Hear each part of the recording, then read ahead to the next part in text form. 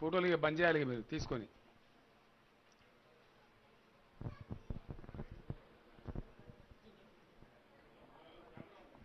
గౌరవనీయులు కానీ అమ్మ తొందర తీసి అయిపోయింది కూడా. ఆలేరు ఎమ్మెల్యే ప్రభుత్వ విప్పు శ్రీమతి సునీత మహేందర్ రెడ్డి గారు,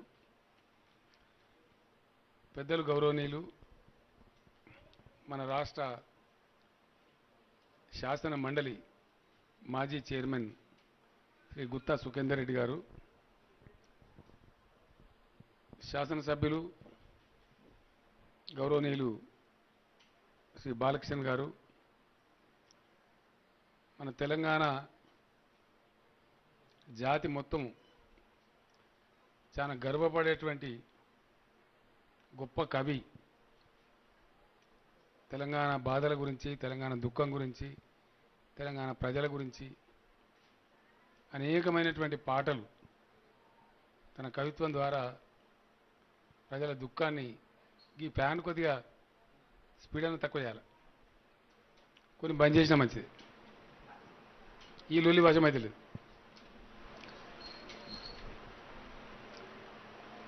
చాలా చాలా మనకు తెలియని మన జీవితాన్ని బంద్ చేయవా బాబు, స్పీడ్ పెంచినాడు తెలియజెప్పినటువంటి మహాకవి, ప్రస్తుతం ఎమ్మెల్సీ శ్రీ గోరేటి వెంకన్న గారు. గర్వం ఏంటంటే ఆయన కూడా దళిత బిడ్డనే, దళిత జాతిలో పుట్టినటువంటి ఒక రత్నం. ఆయన దళితుల గురించి కూడా బాధపడ్డాడు తన పాటలలో. మొత్తం తెలంగాణ సమాజం గురించి కూడా, తెలంగాణ ప్రజలు అనుభవించే బాధలు మీరు చాలా పాటలు వినే ఉంటారని నేను అనుకుంటున్నా. విన్నారు కదా? మీరు విన్నారా అమ్మ? వెంకన్న రాసిన పాటలు అద్భుతంగా తెలంగాణ రాష్ట్రం సాధన కోసం జరిగిన పోరాటంలో కూడా ఆయన రాసిన సాహిత్యం కూడా చాలా ఉర్రూతలొగించింది, ప్రజలను కవాతు చేయించింది. అంత గొప్ప కవి, శాసన మండలి సభ్యులు మిత్రులు గోరేటి వెంకన్న గారు, కవి మిత్రులు దేశపతి శ్రీనివాస్ గారు, జిల్లా కలెక్టర్ గారు, వాసాలమరి గ్రామ సర్పంచ్ మిత్రులు ఆంజనేయులు గారు, ఈ గ్రామ ఎంపీటీసీ మిత్రుడు నవీన్ గారు, మీ అందరికీ సేవ చేయడానికి అనేకసార్లు మీ గ్రామానికి వచ్చి మీ వివరాలన్నీ తీసుకొని చక్కటి మార్గం కోసం కష్టపడుతున్నటువంటి మీ జిల్లా కలెక్టర్ శ్రీమతి పమేలా సత్పతి గారు, అడిషనల్ కలెక్టర్ గారు, వాసాలమర్రి గ్రామ దళిత పెద్దలకు, సోదరులకు, అక్కాజల్లులకు అందరికీ నా నమస్కారం.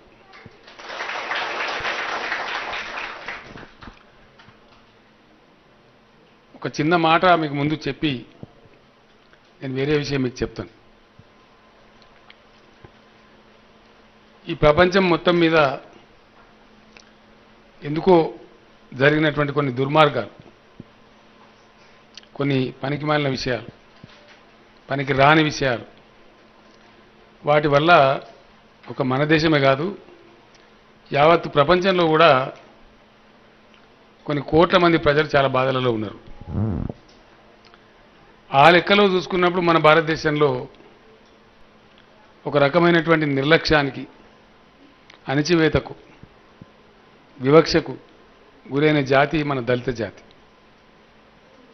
చాలా ఇబ్బంది కలిగింది మనకు కూడా. అటువంటి కారణం వల్ల, అట్లా జరిగినటువంటి ఆ పాత చరిత్ర వల్ల ఏ ఊరికి పో, నువ్వు ఏ జిల్లాకు పో, ఏ పల్లెకు పో, ఆ ఊరు సెంటర్లో నిలబడి అడుగు, మీ ఊర్లో పేదలు ఎవరా అంటే దళితులు, నిరుపేదలు. ఇట్లా చాలా రోజులు జరుగుతూ ఉంది. సరే, కొందరు మహాత్ములు, గొప్పోళ్ళు ప్రయత్నాలు చేసిండ్రు, వాళ్ళు చేయగలిగినంత వెలుతురు వాళ్ళు ఇచ్చిండ్రు. అందులో మన దేశంలో మనం బాగా పేరు పెట్టుకొని గొప్పగా చెప్పుకునే వ్యక్తి డాక్టర్ బిఆర్ అంబేద్కర్. ఆయన పాపం తనలాగిండు, అట్ట కాదు ఈ ప్రజలకు ఇట్లా అన్యాయం జరుగుతుందని చెప్పి ఆ రోజులలో 60-70 ఏళ్ల కింద అనేకమైన పోరాటాలు చేశాడు. ఆయన చేసిన పోరాటం పుణ్యం ఫలితమా అని కొన్ని రిజర్వేషన్లు, కొంత చదువుకునే అవకాశాలు, ఉద్యోగ అవకాశాలు, కొంత రాజకీయ అవకాశాలు కొంత మేరకు వచ్చినాయి. అది మొత్తం దళిత సమాజానికి పూర్తిగా లాభం జరగలే. ఆయన మార్గం చూపించిండు. ఆ మార్గం మొత్తం అట్లే పడితేనే బాగుండే, కానీ ఇక ఆయన తర్వాత అది అంత గొప్పగా జరగలే. అందువల్ల మొత్తం దళిత జాతి యాడికిపోయినా పేదరికంలో ఉన్నది. ఇక్కడ ఇంకొక ముచ్చట ఆలోచించుకోవాలి మనం. దళితులు పేదరికంలో ఉన్నారు, అది నిజం. దళితులు దరిద్రంలో ఉన్నారు, అది నిజం. ఎందువల్ల? దళితులు ఏమైనా సోమరిపోతులా? పనిచేయరా? రోజు పనిచేస్తారు, రోజు చెమట కారుస్తారు, అంతే కదా. మరి కష్టపడే పనిచేసేటువంటి శక్తి, లక్ష్మీ అమ్మవారిని, ఆ సంపదను సృష్టించేటువంటి సృష్టికర్తలు ఎందుకు పేదరికంలో ఉండాల్సి వచ్చింది? ఏం కారణం? అంటే ప్రభుత్వాలు సరైన పంద అవలంబించకపోవడం, ఏదైనా స్కీమో పథకమో పెట్టినా అరకొరగా అది సంపూర్ణంగా లాభం చేకూర్చేటట్టు ఉండకపోవడం, దాన్ని పూర్తిగా మన దళిత సమాజానికి అర్థం చేయించకపోవడం,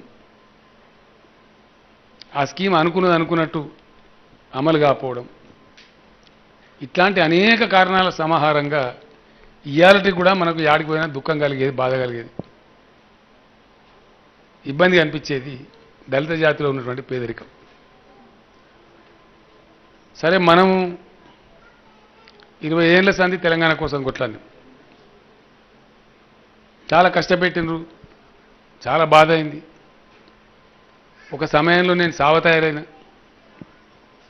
అంత దూరం దాకా పోయి కొట్లాడితే భగవంతుందా బయటపడ్డం. బయటపడి తెలంగాణ రాష్ట్రమైన. రాష్ట్రమైన తర్వాత ఒకటి పనులు. కరెంటు చాలా ఘోరం ఉండే, అది ఎవరికైనా ఒకటే, రాకపో, వచ్చినా ఎప్పుడు వస్తుందో ఎప్పుడు పోతుందో తెలియని పరిస్థితి. దాన్ని నయం చేసుకున్నాం. ఇవాళ కరెంటు పోదు, పొమ్మన్నా పోదు, మోటార్లు కాల్తలేవు, ట్రాన్స్ఫార్మర్లు కాల్తలేవు, నడిచిన కాడికి ఇంత పట్టలు పడుతున్నాయి, 24 గంటలు ఇళ్ళలో కరెంట్ వస్తుంది, పరిశ్రమలు నడుతున్నాయి, కొంతమందికి పని దొరుకుతుంది. దానిలో వెనుకడ ఉన్న పరిస్థితి ఇప్పుడు లేదు. ఈ 5-6 ఏళ్ళ తిప్పలవాడి దాన్ని చక్కగా చేసుకున్నాం. మంచినీళ్ళకి చాలా కోసం ఉండేది మనకు. మిషన్ భగీరథ తెచ్చుకొని ఆ మంచినీళ్ళ బాధ కూడా తీర్చుకున్నాం. ఇంటింటికి నల్లా పెట్టుకున్నాం. కొన్ని ఇళ్ళకి ఇంకా రాపోవచ్చు, కానీ పెట్టుకున్నాం. చాలా వరకు వస్తుంది, 90%, 99% వస్తుంది. ఆ బాధ తీర్చుకున్నాం. మరి వ్యవసాయం బాగుంటే ఇంత పని జరిగితే, పని చేసే వాళ్ళకి పని దొరుకుతుంది, దున్నేటోనికి భూమి, పంట పండుతుంది, పంట పండితే చల్లగా ఉంటాయి గ్రామాలు అని ప్రాజెక్టులు కట్టుకున్నాం. మీ దగ్గర కూడా ప్రాణహిత మన ఈ కాళేశ్వరం కొండపోచమ్మ సార్ కాలు వచ్చింది. ఇప్పుడే నేను ఆఫీసర్లతో మాట్లాడినా. ఈ ఊర్లో 1980 ఎకరాల భూమి బారుతా ఉంది. చిన్న చిన్న చెరువుల కింద కాకుండా కాలువ ద్వారా నీళ్లు డైరెక్ట్ వచ్చేది సుమారు 2000 ఎకరాలు వాడుతుంది. అందులో కొత్త మన దళితుల భూములు కూడా ఉంటాయి, అందరి ఉంటాయి, మనవి కూడా ఉంటాయి. నేను ఒకటే, సరే కొత్త గొల్లలో గొల్లు కొనిచ్చినాం, గౌడ సోదరులకు వాళ్ళకి చేయాల్సిన పని చేసినాం, చెట్ల రకం మాఫీ చేసినాం. హైదరాబాద్లో ఆంధ్రలో అప్పుడు సొసైటీ రద్దు చేస్తే మళ్ళీ దాన్ని పునరుద్ధరించినాం. వాళ్ళు వృత్తి చేసుకొని బ్రతుకుతున్నారు. పద్మశాలలు వాళ్ళు కూడా ఆత్మహత్యలు చేసుకొని చచ్చిపోదురు. మన పోచపల్లి కాడ కానీ, సిరిసిల్ల కాడ కానీ, గద్వాల కానీ, దుబ్బాక కానీ చాలా చోట్ల చచ్చిపోదురు. వాళ్ళు చావకుండా చేసుకొని వాళ్ళకి నెలకు 20,000 జీతం వచ్చేటట్టు, కనీసం 15,000 వచ్చేటట్టు కొంత సూరాయించుకున్నాం. ఆ రోజు తెలంగాణ వచ్చిన కొత్తలో చాలా గందరగోళం ఉండే. బియ్యం ఇచ్చినా కానీ 4 కిలోలు అవుతారు, 4 కంటే ఎక్కువ అయిపోరు. అవన్నీ తీసేయాలని చెప్పి అప్పుడు 4 కిలోలు తీసి 6 కిలోలు తీసుకున్నాం. 4 కాదు, 8 ఉన్నా సరే మనం ఎంతమంది మెంబర్లు అంతమందికి మనం అట్నే పెన్షన్ వాళ్ళు 200 తీయాలి, 2000 రూపాయలు చేసుకున్నాం. ముసలోళ్ళు ముడుగోళ్ళు పాపం భర్తలు చచ్చిపోయిన స్త్రీలు, రెక్కలు చక్కగా లేనోళ్ళు కొంత ఆదరణ ఒకంతకు మరి ఇంకోని మోతాదు లేకుండా బతికేటట్టు కొన్ని కార్యక్రమాలు చేసుకున్నాం. వాస్తవంగా ఇవాళకి ఒక ఏడాది కిందనే ఈ దళిత బంధు కార్యక్రమం మొదలు కావాలి. ఈ కరోనా వచ్చి 2 సార్లు లాక్డౌన్ అని మన్నని రాష్ట్రం ఆదాయం పడిపోవడం చాలా ఇబ్బందులకు గురైనాం. ఉన్నాం కొద్దీ ఇది అట్లే పోతా ఉంది, వాయిదాలు పడతా ఉంది. యాన్నో కూడా ప్రారంభం చేస్తూ పోటీ ఎనుకో ముందు చేసుకుంటూ పోవాలనే ఆలోచనతో ఈ మధ్యనే మనం దళిత బంధు పథకాన్ని మొదలు పెట్టుకున్నాం. అయితే దానిలో కొన్ని నెలల పాటు ఆలోచించాం. ప్రభుత్వం ఏదైనా సాయం చేసినప్పుడు ఒక వర్గం ప్రజలు ఏదైతే చాలా బాధపడి తరతరాల నుంచి దోపిడీకి గురై ఇబ్బందులు ఉన్నారో వాళ్ళ కోసం చేసే పథకం 600 అయినా సరే మళ్ళీ అది ఎటమటం కావద్దు, కింది మీద కావద్దు, నీరు గారిపోవద్దు. అప్పుడు ఏమవుతుంది?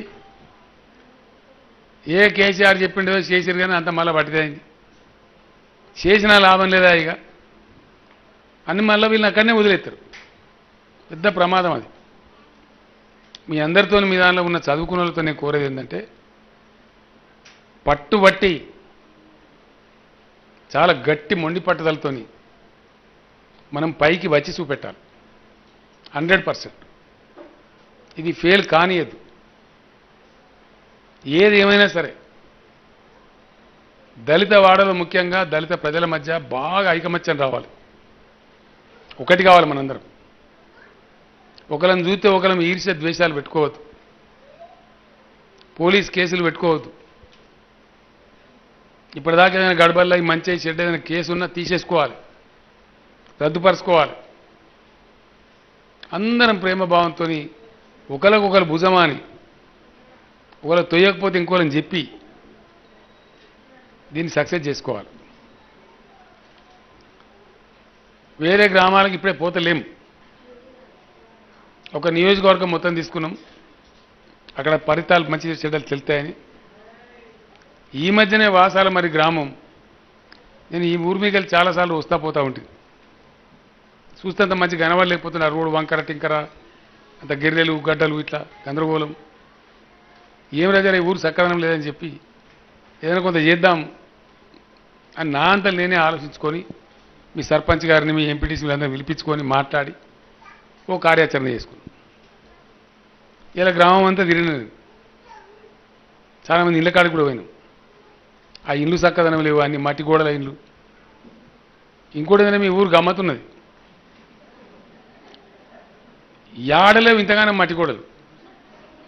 ఒక్కటన్నా ఇటుకలీలు కనబడతలేదు, ఒక్కటి కూడా. కొందరు ఊలిపోయినాయి, కొందరు మూలలు కూలుతున్నాయి, కొందరు ప్లాస్టిక్ బట్టలు కట్టిర్రు. నానా బీభత్సంగా ఉన్నది. మళ్ళీ ఊరు ఉండు కూడా ఓదర బిర్రకు ఓదర వంపుకు ఆ వరద నీళ్ళు ఇళ్ళ ఖర్చులు ఒక ఆమె ఇంటికాడ కానేసుకున్నది అడ్డం. చాలా గందరగోళంగా ఉన్నది, అజగ పట్టినట్టు అబ్బగ పట్టినట్టున్నది. ఇట్లా ఉండకూడదు. కొద్దిపాటి కష్టం చేసుకుంటే గవర్నమెంట్ కొంచెం సాయం చేస్తే మనం కూడా మంచిగా చేసుకోవచ్చు కదా. కాబట్టి ఏం జరుగుతుందంటే ఒక మంచి జరగాలంటే ఇక్కడికి నా పొలం కాడ ఎర్రవేలు అని ఒక ఊరు ఉంటుంది. ఆ ఊరు ఆ ఏరియాకు గజ్వేల్కి నేను ఎమ్మెల్యే కూడా ఉన్నా. ఆ ఊరు కూడా మంచిగా లేకుండే. బాగా చేద్దామని బయలుదేరితే కొన్ని చిన్నపిల్లలు బయటికి పోయినాము. వచ్చారు చెప్పు, చిన్నపిల్లగా అంటే అట్లా ఒలిపెట్టి బయటకు పోయినాము కొద్దిసేపు. అట్లా దింపుకరా లేకపోతే అట్లా చెయ్యి, డిస్టర్బ్ అవుతుంది బాగా. చేతి అక్కడ ఏం జరిగిందంటే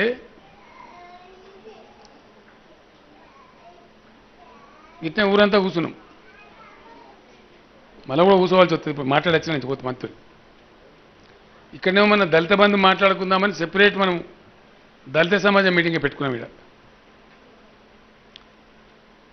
ఇప్పుడు ఉన్న ఊర్లే గింత సీసీ రోడ్ అయితే ఒక మోరడంత మోరి కడితే ఏం చక్కదనం కాదు. పైసలు పోతే తప్ప పని కాదు. మళ్ళీ ఆడేసిన గొంగడి గానే ఉంటుంది. ఆ ఎర్రవేలు కూడా గట్లనే ఉండే. ఊరంతా ఊసబట్టి మాట్లాడినాం. మరి మీరు ఎస్ అంటే ఒప్పుకుంటే అందరు సమాధాన పడితే మొత్తం ఊరు కూలగొడదాం. ఇక కూలగొట్టి మంచిగా ఇట్లా బాణం కొడితే చక్కగా పోయేటట్టు బ్రహ్మాండంగా రోడ్లు, మంచి మోరీలు, మంచి అండర్ గ్రౌండ్ డ్రైన్లు, చక్కగా పట్టపగల రాత్రి ఉండేటట్టు స్ట్రీట్ లైట్లు అన్నీ వేసుకొని చాలా గొప్పగా చేసుకుందామని నేను చెప్పిన. అందులో ఏమైతే ఒక ఆయనకు 300 గదాల జాగా ఉంటుంది, ఆయనకు 150 గదాలే ఉండే, ఓనికైతే 6 గదాలే ఉండే పాపం. 6 గదాలు ఆయన కూడా సుధరించాలి కదా, మరి ఆయన మనోడే కదా. కాబట్టి లేఅవుట్ చేసుకొని మళ్ళీ మంచి కింద తీసుకొని జాగా మంచిగా కట్టుకుందాం బాగుంటుందంటే ఊరంతా ఒప్పుకున్నారు. ఒప్పుకున్నాడు కాదు, ఆడ ఇంకేం జరిగింది తెలుసా? ఊరు మొత్తానికే కూలగొడితే మరి ఊళ్ళో ఆడ ఉండాలి, ఊరుకూరు ఎటు పోవాలి? మద్రాసుకి వెళ్ళి అప్పుడు మన దగ్గర లేకుండా హైదరాబాద్లో ప్రత్యేకమైనటువంటి ఇండ్ల కోసం వేసే టెంట్లు ఉంటాయి. ఆ టెంట్లు తెప్పించి ఊరు మొత్తాన్ని దానిలో పెట్టాం. ఏది వానకాలం వెళ్ళంగానే మొదలుపెట్టాం కూలగొట్టు. 6 నెలలు ఆ ఇండ్ల పని కంప్లీట్ అయ్యేదాకా ఊరే ఆ టెంట్లలో ఉన్నారు. ఊరు కట్టిన తర్వాత మళ్ళీ అందరూ అనుకొని మంచి దినం చూసుకొని అందరూ బ్రహ్మాండంగా పూజలు చేసుకొని ఇళ్ళకి పోయినారు, పెద్ద పండుగ చేసుకొని. ఇక్కడ కూడా అట్లా జరగాలని నేను కోరుతున్నా. మంచి మార్పు రావాలి, బాగా జరగాలి, గొప్పగా జరగాలి అంటే మనం అట్లా చేస్తే తప్ప కాదు. ఇప్పుడు నేను పోయిన కాడ చూస్తే మన దళితవాడలో ఇంట్లోకి మొత్తం వరదాలకే పోతుంది. ఓది గుడిసెలకి వేసుకున్న పాపం పెద్ద వాళ్ళు చూస్తే ఇంట్లోకి వెళ్తుంది వరద. ఆ వరదలనే ఉంటారు వాళ్ళు. అది ఇబ్బంది కదా. అది మారాలంటే కొత్తగా కట్టే ఇల్లు మంచిగా ఏ ఎత్తులో కట్టాలి, అక్కడ మోరీలు ఎట్లుండాలి, వర్షం పడ్డప్పుడు వరద నీళ్ళు ఎట్లా పోవాలి, మొత్తం టెక్నికల్గా లెవెల్స్ అన్ని తీసి చూసి చక్కగా ఇంజనీరింగ్ పద్ధతిలో కడితేనేమో ఇబ్బందులు రాకుండా ఉంటాయి, ఊళ్ళో జబ్బులు రాకుండా ఉంటాయి, మంచి సుఖజీవనం ఉంటుంది, ప్రశాంతత ఉంటుంది. గ్రామంలో 4 చెట్లు పెట్టుకున్నా, మంచినీళ్ళ పైపులు వేసుకున్నా, మనం అండర్ గ్రౌండ్ డ్రైన్లు కట్టుకున్నా, లాటరీలు కట్టుకున్నా, ఏది కట్టుకున్నా గొప్పగా ఉంటుంది కదా. ఇప్పుడు ఆ ఊళ్ళో ఎర్రవేలు కాడ ఏం చేశారు, కొత్త ఇళ్ళు కట్టారు కాబట్టి అన్ని బంగ్లాలు, ఇళ్ళ మీదనే మంచిగా రబ్బరు ట్యాంకులు పెట్టారు, సింటెక్స్ ట్యాంకులు. ఊళ్ళో మెయిన్ ట్యాంక్ నుంచి వాటికి కనెక్షన్లు ఇచ్చారు. హైదరాబాద్లో రావు కానీ వాళ్ళ ఊళ్ళో 24 గంటలు నీళ్ళు వస్తాయి. ఇంట్లో నల్ల దింపితే నీళ్ళు వస్తాయి. ఇట్లా 24 అవర్స్. బాసాల మరి కూడా అట్లే చేసుకోవచ్చు. మనం ఒక నెల వెనుక ముందు 6-7 నెలల్లో బ్రహ్మాండం చేసుకోవచ్చు. చేద్దామని ఇప్పుడు ఊరంతా అన్నారు. మరి మనం దళితవాడు ఏమంటున్నాం? చేద్దామంటారమ్మా? ఇక చేద్దాం, అందరిని సమతం చేసి అందరిని సమాధానం చేసి రోడ్లు లైన్లు మంచిగా తీసి ఫస్ట్ క్లాస్ చేసి లెవెల్స్ అన్ని కలిపి ఏం చేయాలని దాన్ని ఎంబడబడదాం. అది ఊరైతుంది. ఈ ఊళ్ళో ఇంకో కథ ఉన్నది. దళితులే పేదరికం ఉన్నారా బాయ్ అంటే ఊరంతా బీసీలే. కొద్దిమందికి భూముల్ని 20-30 కుటుంబాలు ఉండొచ్చు, ఎక్కువ భూమి ఉన్నది. కానీ గడమలో ఎవరిది కూడా అంత పెద్ద గొప్ప చక్కదనమేం లేదు. ఓ కుంటి ఆయన వచ్చిండు, ఓ ఆయన ఇట్లా వచ్చిండు, ఓ ఆయన అట్లా వచ్చిండు, రకరకాల వడ్డోళ్ళు ఉన్నారు. పాపం వాళ్ళు బాధలే ఉన్నారు. ఈ రకరకాలుగా ఉన్నారు. వాళ్ళని కూడా ఆదుకుందాం. వాళ్ళకు కూడా కొంత ప్రేరణ మంచి చెడ్డ ఇచ్చి చేసుకుందాం. మనతో పాటు ఊరు కూడా బాగుపడుతుంది. ఇక మన కాడికి వచ్చినప్పుడు ఇక్కడ ఏం జరిగింది? ఈ ఊర్లో గవర్నమెంట్ జాగా ఒక 612 ఎకరాలు ఉండే. 612 ఎకరాల భూమి ఇచ్చినాం, సర్టిఫికెట్లు ఇచ్చినామని చెప్తున్నారు. మరి దళితుల దగ్గర ఎంత ఉన్నది జాగా అంటే తక్కువ ఉన్నది, చాలా తక్కువ ఉన్నది. అట్లా ఉండదు కదా. మరి ఎక్కడ పోయింది జాగా? నేను మీ కలెక్టర్ గారికి ఆర్డర్ ఇచ్చిన. మొత్తం ఎవడెవడైతే కబ్జా పెట్టినోడెవడు, గుంజుకున్నోడెవడు, వాడెవడు నవనిర్మాణ సంస్థ వచ్చి వాడు 20 ఎకరాలు ఉన్నాడట. రకరకాలుగా ఉన్నాయి. దొంగ దొర మొత్తం బయట పెట్టాలి. ఇప్పుడు పెట్టి మన దళితులకు కుటుంబానికి ఎంత భూమి వస్తుంది? ఒక లెక్క తీసిండ్రు ఆఫీసర్, మీ కలెక్టర్ గారు తీయించిండ్రు. లెక్క ఏమొచ్చింది అంటే 49 దళిత కుటుంబాలన్నట్టు లెక్క వచ్చింది. కానీ అలా పెద్దగానే ఉన్నారు, పెళ్లి లేని ఏరువాడరు, వేరే సంసారం అయిపోయింది, ఆయన కూడా కుటుంబం అయిపోయింది. అట్లా లెక్క తీసినప్పుడు 76 76 కుటుంబాలు అవుతున్నాయి. 76 దళిత కుటుంబాలు మన లెక్క బాసాల మరిలో. మరి 76 మందికి భూమి ఉందా? అందరికి లేదు.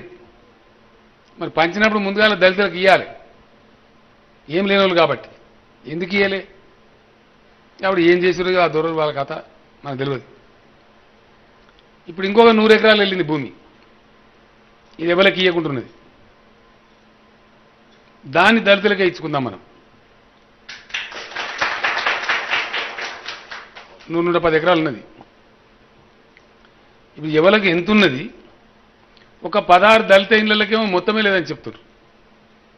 ఏ భూమి లేదు, ఏం లేదు, వాళ్ళకు జాడ జాగలేదు. ఆ ఉన్నోళ్ళు ఎవరు, వాళ్ళకి ఎంత ఉన్నది, వాళ్ళకి ఇంకెంత కలుపుదాము, మొత్తమే లేని వాళ్ళు ఎవరు, వాళ్ళకెంత ఇచ్చుకుందాము. మొత్తం మీద కనీసం అందరికో ఎకరమో ఎకరంన్నరనో 2 ఎకరాలు కనీసం ఉండేటట్టు. ఈ మిగిలిన ఇప్పుడు 100 ఎకరాలు ఏదైతే మన చేతులు ఉన్నదో అది, ఈ లెక్క తీస్తే దొంగ దొర బయటపడేది అదే వెళ్తుంది, అదే లేదు. నేను తీపిస్తా, మీరేం చేసి అక్కర్లేదు. మొత్తం గజం గజం కొలిచి అసలు సంగతి ఏది, ఎవడు కబ్జా పెట్టాడు, ఎక్కడన్నది, మీరు కూడా దీనిలో సహకారం చేయాలి. పాత మరి దళితులకు ఇచ్చిన భూములు దళితుల దగ్గరనే ఉన్నాయా, ఇంకేమైనా కొట్టేసిండా? చట్టం అనుమతించది. దళితుల భూమి ఇంకోటి తీసుకోవడానికి వీలు లేదు, వాళ్ళకే ఉండాలి. వాళ్ళకే ఇప్పుడు నీళ్ళు వస్తున్నాయి, మనకు వ్యవసాయాలు చేయాలి మంచిగా ఫస్ట్ క్లాస్గా. మనం రైతులం కావాలి. ఎందుకు కామ చేత కామా అవుతాం కదా. అవి చూపెట్టాలి బాసాల మరిలా, కొత్త చరిత్ర ఇవ్వాలి ఇప్పుడు బాసాల మరిలా. అది జరగాలి. అది భూములు, మీ కలెక్టర్ గారు మంచి ఆఫీసరు, మొన్ననే వచ్చింది, ఆమె కష్టపడుతున్నది. నేను అడిగి నువ్వు చేస్తామమ్మా అంటే గట్టిగా చేద్దాం సార్, వాళ్ళని బాగు చేయాలి, తప్పకుండా చేద్దామని చెప్పినారు. మీకు చేస్తాం ఆ పని. The existing land with them with in there position, the land encroached and the land available, the whole piece should go to the Dalits only, because they are the poorest of the poor. కాబట్టి మొత్తం జాగాను మన కనీసం మన 56 ఎకరాలు ఎంత ఉన్నట్టే ఉన్న దళితులు, అంతకు మించి లేదు. మరి అట్లయితుంది. నేను వచ్చినప్పుడు ఆ లక్ష్మమ్మ, ఇప్పుడు లక్ష్మమ్మ ఉన్నదా మీటింగ్లో? ఆ లక్ష్మమ్మని అడిగిన, పక్క కూర్చొని భోజనం తింటే నేను అడిగిన, ఎంతమందికి ఉన్నదమ్మా భూమి అంటే? కొంతమందికి మొత్తమే లేదు సార్, ఉన్నోని కూడా 10 ఎకరమో 10 ఎకరం గట్లే ఉన్నది అన్నది. అట్లయితుంది మరి. అలా ఏదో కొంత గోలుమాలినది, అదంతా నేను బయటికి తీస్తా. మీరు ఎవరితో పంచాయతీ పెట్టుకునే అవసరం లేదు, ఎవరితో కొట్లాడక్కర్లేదు, నేనే తీపిస్తా. తీసి మొత్తం బయట పెట్టి ఆ భూమి ఎంత, మన వాళ్ళ చేతులు ఉన్నది ఎంత, ఈ కొత్తగా వచ్చిన 100 ఎకరాల భూమి ఎంత, ఇదంతా కలిపి మనిషికి కుటుంబానికి ఎంత అవుతుంది, 76 కుటుంబాలకు అట్లా లెక్క చేసుకుందాం మనం. సరే కదా? ఇది ఒక పద్ధతి చేసుకుందాం. కొన్ని ఇంకోటి కూడా చేసుకుందాం మనం. నీకో 10 ఎకరం గాడు ఉందనుకో, నాకు గాడు ఉందనుకో, మళ్ళీ నీ పక్క పంట నాకు పావుడు ఉన్నది, నా పక్క పంట నీకో పావుడు ఉన్నది. అవి కూడా రద్దుబదలు చేసుకుందాం, కలుపుకుందాం, ఒక్కడే తెచ్చుకుందాం. మంచిదే కదా అది. వెనకడ ఇనాం దోయాలంటే గబ్బంటే గిబ్బంటే అని గీడింత గాడింతుంటే ఉన్న ఎకరంన్నర 4 ఎకరాలు ఉంటాయి, ఏం వ్యవసాయం చేస్తాం? ఆ ఉండేదో ఒక్క కాడు ఉంటే మంచో చెడునో దాని కథ ఏర్పాటు జరుగుతుంది. కాబట్టి అది కూడా దళితుల యొక్క కమతాలు, భూ కమతాలు ఎక్కడెక్కడ ఉన్నా ఏకీకరణ కూడా చేసుకుందాం, కన్సాలిడేషన్ చేసుకుందాం. ఈ ఊళ్ళో చేద్దాం. చేసి ఫ్రెష్గా ఇవో పలాని మల్లయ్య ఆయనకి ఎకరంన్నర సర్టిఫికేట్ తీసుకుందాం, బాజాబ్తా ధరను లెక్కించుకుందాం, మంచిగా కూర్చుందాం. ఇక బాగుంటుంది కదా. ఆ పని చేసుకుంటాం. దాంతోపాటు అది సరిపడదు. అనాది నుంచి ఉన్న పేదరికం ఎంబడబడి తరుముతుంది కాబట్టి, సరిపడదు. కాబట్టి ఇలా తెలంగాణ గవర్నమెంట్ ఒక నిర్ణయం తీసుకుంది. తెలంగాణలో దళితుల కుటుంబాలు మనకు దాదాపు ఒక 15-16 లక్షల్ని, 15 నుంచి 16 లక్షలు అట్లా ఎక్కువ. సరే, ఇంకో 1,00,000 ఎక్కువ అయితే ఉండొచ్చు, లేదు పోయినా కొద్ది వెళ్తా ఉంటే 1,00,000 తక్కువ అయితే ఉండొచ్చు. అంచనాలు తారుమారు ఉంటాయి కదా. మొత్తం మీద రఫ్ లెక్క ఓ 15 లక్షలు అనుకుంటే కూడా అలా చాలా కాళ్ళు రెక్కలు మాత్రమే ఆస్తి ఉన్నది, వాళ్ళకి ఏం లేదు పాపం. పొద్దాక పనిచేస్తే రెక్కలు కరగబెడితేనే అన్నం. అట్లాంటి కుటుంబాలని మనం అక్కడి నుంచి మొదలు పెడుతున్నాం. ఇక దళిత బంధు కార్యక్రమం ఏదైతే ఉందో ఎవరికి ముట్టాలి అంటే అక్కడి నుంచి మొదలు పెట్టుకుని మొత్తం నింపుకుంటూ రావాలి అని ఒక నిర్ణయం అనుకున్నాం. ధర్మం కదా. ఎటు కాకుండా ఉన్న వాళ్ళకి ఆడ మొదలు పెట్టుకొని జర్ర ఓ తారీఖు ఉన్న దాకా కూడా మళ్ళీ ఫైనల్ చేరుకుంటాం.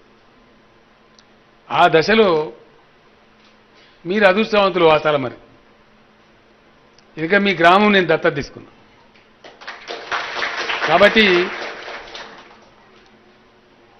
ఊరితో పాటు మనం కూడా మంచి కాకపోతే అది పద్ధతి కాదు. నిన్న మీ సర్పంచ్ నాతో పెద్ద లడాయి. 2 సార్లు ఇస్తాం తీవా దళిత బంధువులు లేదు సార్, ఒకటే పారు ఇవ్వాలి, మా ఊరు మొత్తం ఒకటేసారి తీసుకోవాలి. మీ ఎమ్మెల్యే గారు లడాయి. మంచి మాట తీసుకుందాం పర్లేదని చెప్పి ఒక నిర్ణయానికి వచ్చినాం. ఇయ్యాలనే ఈ గంటలనే వాసాల మరిలో ఉన్న 76 దళిత కుటుంబాలకు దళిత బంధు మంజూరు చేస్తాను.